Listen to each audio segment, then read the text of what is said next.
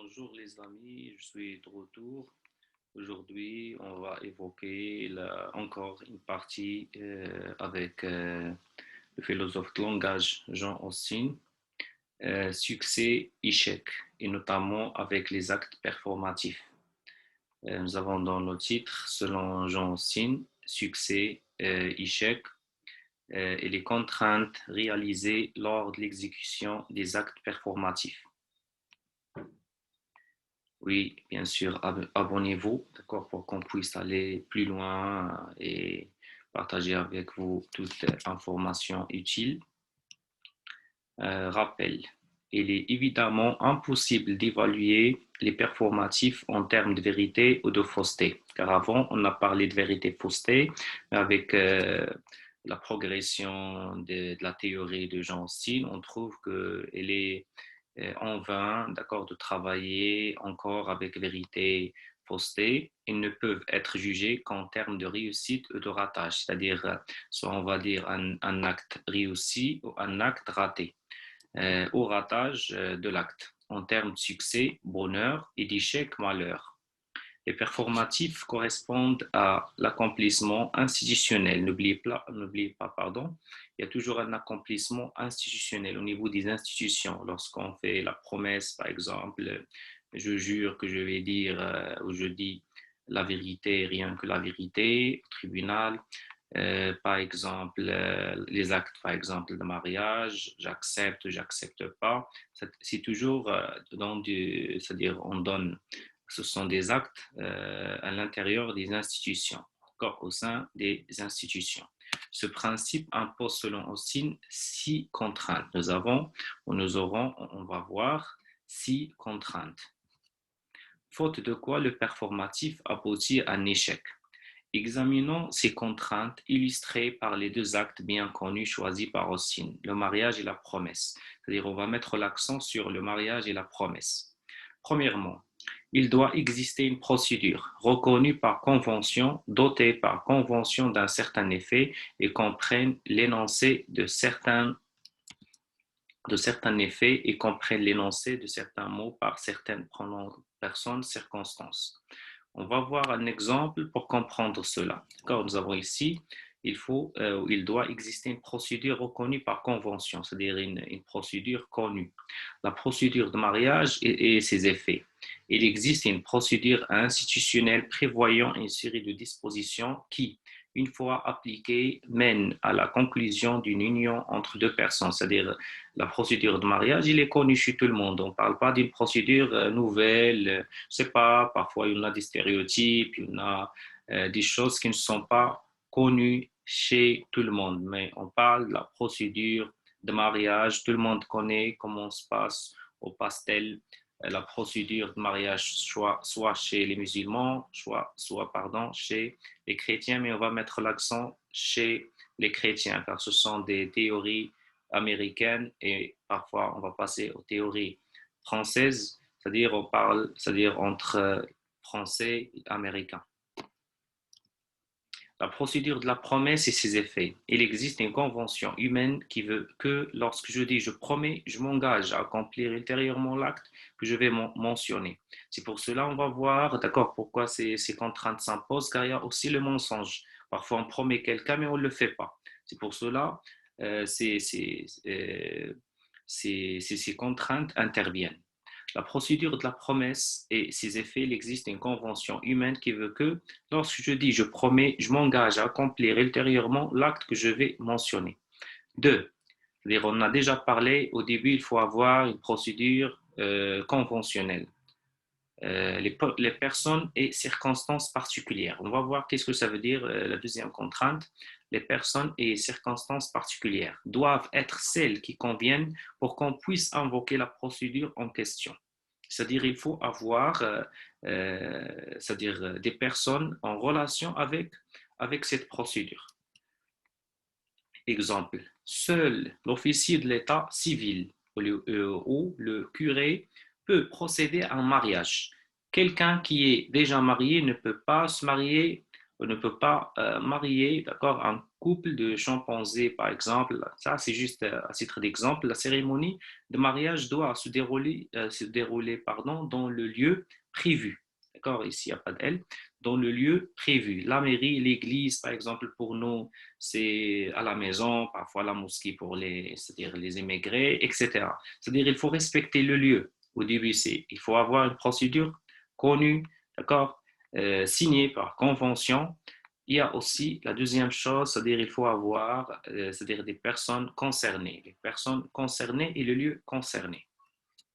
Dire je promets à ma mère de lui rendre visite en l'absence de ma mère est vain, en ce sens qu'une promesse n'est valide que si elle ou elle est prononcée en présence de l'interlocuteur concerné. C'est-à-dire si tu dis je vais voir ou je rends visite à ma mère ou je promets à ma mère de lui rendre visite, d'accord? C'est-à-dire il faut que tu rends visite à ta maman pendant son présence, pas pendant son absence. 3. Il faut qu'il y ait exécution correcte de la procédure par tous les participants.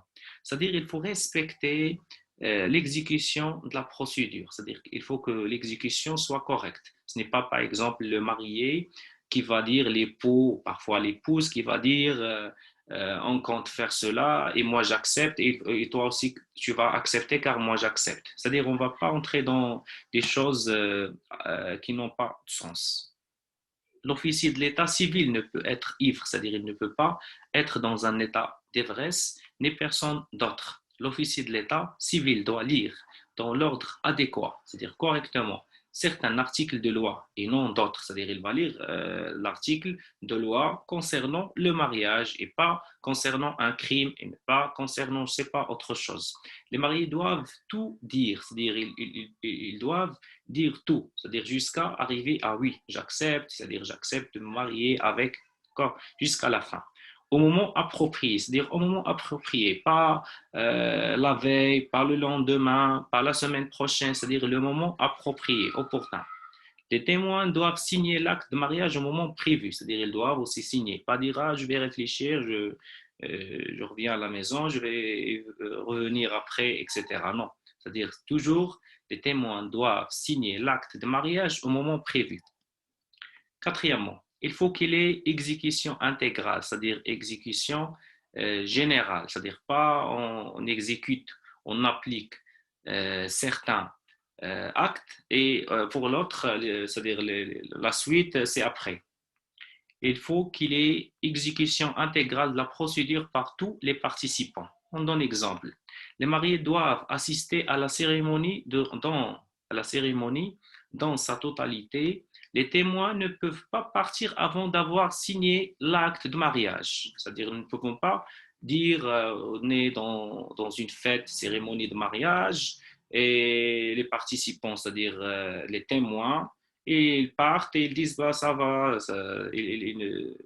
ils sont acceptés, l'acte va être exécuté et on va partir. C'est-à-dire non, il faut l'exécution intégrale. 5. Lorsque la proposition suppose certaines pensées ou certains sentiments chez les participants, il faut que les participants aient effectivement ces pensées ou ces sentiments et quelle est l'intention d'adopter le comportement attendu. Par exemple, en relation avec la loi, il faut pas, par exemple, il ne faut pas qu'il soit obligation, d'accord, de marier, par exemple, la jeune demoiselle, la jeune femme, ou l'obligation de se marier, par exemple, comme chez nous, parfois, de marier l'homme, d'accord, suite au conseil de ses parents. C'est-à-dire, il faut une liberté totale. Les mariés sont supposés s'aimer. Ils doivent avoir l'intention de se porter assistance et d'être fidèles. La promesse suppose la sincérité, d'accord, c'est un principe, il faut que la sincérité soit le premier parmi les premiers principes. La promesse suppose la sincérité du locuteur par rapport à son engagement, car c'est un engagement. 6. Et c'est la dernière contrainte, les participants doivent réellement adopter par la suite le comportement attendu. C'est-à-dire, on commence de A, on termine jusqu'à Z, d'accord? On ne termine pas jusqu'à B, jusqu'à C, c'est-à-dire jusqu'à la fin. C'est-à-dire, c'est une cérémonie de mariage, ce sont des procédures de mariage, il faut que le mariage termine jusqu'à la fin. On transgresse un élément, c'est-à-dire tout l'acte entier et c'est-à-dire nous avons échec de l'acte. C'est ça, car maintenant on utilise échec ou réussite, bonheur ou malheur. Exemple, la promesse doit être tenue, c'est-à-dire que le locuteur doit conformer son comportement à l'engagement qu'il a pris, c'est-à-dire il faut qu'il soit sincère, qu'il respecte son engagement et l'acte jusqu'à la fin. Notez bien, Austin propose pour les performatifs qui ne répondent pas à ces 6 conditions une typologie des échecs, c'est-à-dire si on transgresse ces 6 conditions, directement c'est l'échec de l'acte, c'est-à-dire exécution ratée. Par exemple, nous avons mariage blanc, par exemple, personne déjà mariée et qui compte se marier, il dit je me marie, je sais pas. Je parle toujours chez les chrétiens, d'accord, pas chez les musulmans, car les musulmans, il y en a 1, 2, 3, 4, etc., suite aux conditions, et je ne connais pas bien, d'accord, ce bain, on le laisse aux spécialistes. Les témoins quittent la mairie avant la fin de la cérémonie. Aussi, on considère cela une transgression de l'acte. Merci pour votre attention et à la prochaine fois.